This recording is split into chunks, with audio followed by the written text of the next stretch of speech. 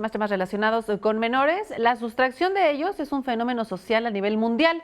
Miles de niños han sido sustraídos de sus hogares por alguno de sus progenitores a causa de la disputa que existe entre ellos. Y para ampliar la información sobre este tema tan delicado, hoy nos acompaña en el estudio de 21 Noticias la maestra Erika Marlene Cepeda García. Ella es juez noveno de lo familiar. Bienvenida, muchísimas gracias por acompañarnos. Muchas gracias a usted. Pues como preámbulo, ¿qué problemas sociales o familiares son los que derivan en este tipo de situaciones que llevan a sustraer a algún niño de su país de origen? Bueno, pues principalmente, y yo creo que el más importante, es que se está contraviniendo el interés superior del menor. Es de suma importancia entender que la convivencia de un padre o de una madre con un menor es elemental para fortalecer la relación paterno-materno-filial. Y el principal impacto que genera, obviamente, el retener ilícitamente a un menor es el daño que le generan, tanto físico como psíquico, en ocasiones tanto el físico, a un menor por no permitir que conviva con el padre custodio o el no custodio.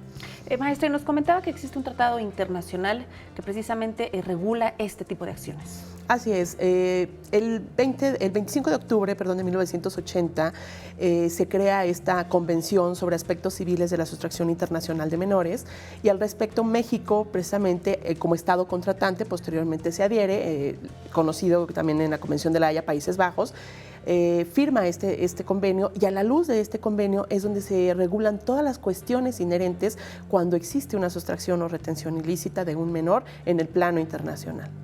Algo importante nos mencionaba, es algo que no se puede prevenir hasta ahora, no se han hecho regulaciones al respecto para evitar este tipo de situaciones. Creo que sí, el principal problema es, o lo que debería ocuparse cualquier autoridad sería de prevenir.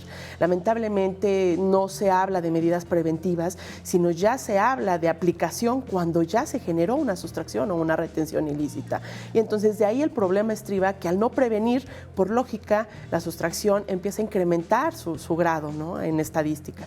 ¿Y qué hacer ante un caso de una sustracción de un menor? ¿A dónde acudir? ¿Qué procedimiento es el que se tiene que seguir? Bueno, el padre custodio que ejercía en el momento el derecho de visita y que fue privado de ese derecho de custodio de visita, lo primero que tiene que acudir, en el caso de México, si el menor estuviese en otro país distinto a México, acudir ante la autoridad central, en México es la Secretaría de Relaciones Exteriores, con la documentación que acredite, lógicamente, pues esa relación de parentesco o esa certificación de ese derecho de custodia o ese derecho que lo ejercía de forma efectiva, acudir con toda la documentación necesaria de la identidad del menor, de la posible localización del menor, para que a través de esa oficina de derecho de familia de la Secretaría de Relaciones Exteriores empiecen a formular al Estado contratante en donde el menor se puede presumir que habita la solicitud de restitución internacional, de retorno a su lugar de residencia. ¿Y qué pasa si no se conoce con exactitud la ubicación del menor? Es decir, sé que está fuera del país, pero no sé en dónde está.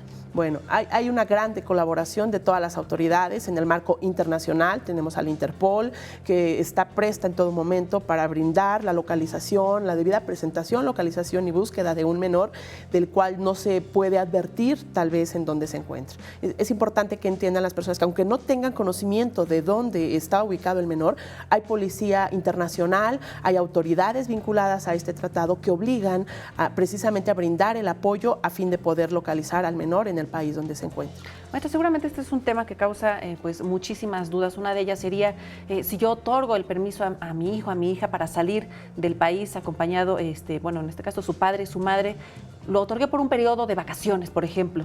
¿Qué pasa si el menor no regresa? ¿Estos casos suceden? Sí, suceden, y creo que es un factor muy común. En realidad, ¿qué es lo que pretenden las personas cuando acuden de vacaciones y dicen, bueno, voy a ir únicamente por un tiempo, un mes o 2 meses? Otorga el permiso, lo que hacen es como incitar al padre no custodio para que otorgue ese permiso con la finalidad, obviamente ya sabe el padre que va a provocar esta sustracción o retención, de que ya no va a regresar. En estos casos la convención es muy clara y dice, bueno, el consentimiento es una causa de exclusión para que se pueda restituir un menor, pero habría que analizar si ese consentimiento fue para que el menor residiera en ese país en el que actualmente reside, porque si no es así y si únicamente fue consentido el permiso para ir de vacaciones, lógicamente está violentando un derecho efectivo de custodia que ejercía el padre, un derecho de visita que ejercía el padre, que otorgó el consentimiento para para que el menor viajara a un lugar. Por un periodo. Por un periodo. Nada más. Nada más. ¿El tema de la migración influye en estas situaciones? Demasiado, demasiado. Tenemos un gran índice de solicitudes de nuestro país vecino, ¿verdad? Estados Unidos, en donde hay un gran cúmulo, la mayor parte de las restituciones proviene de Estados Unidos, tal vez por lo cercano, ¿verdad? Y pues que hay mucho tema en este caso de inmigración. ¿Cuál es el enfoque de las autoridades para resolver este tipo de casos? ¿El bien del menor, el bien de la familia? ¿Qué es lo que se toma como prioridad? El interés del menor.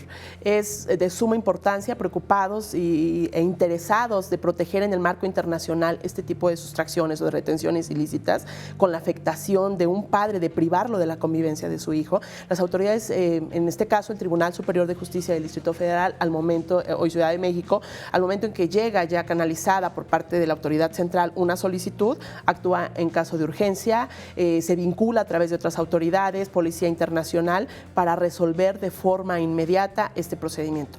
Vale la pena decir que en este tipo de procedimientos únicamente contamos los juzgadores con 6 semanas para poder decidir respecto de una procedencia de restitución y no. Y estas 6 semanas implica también, lógicamente, pues darse a la tarea de buscar, localizar y presentar al menor. Y se actúa de forma sumarísima. Maestra Marlene, pues Erika Marlene Cepeda, muchísimas gracias por la información. Sin duda nos deja a reflexionar, pues como siempre, la importancia de pensar en el bienestar de los hijos. Muchísimas gracias. Muchísimas gracias. Que tenga muy buen día.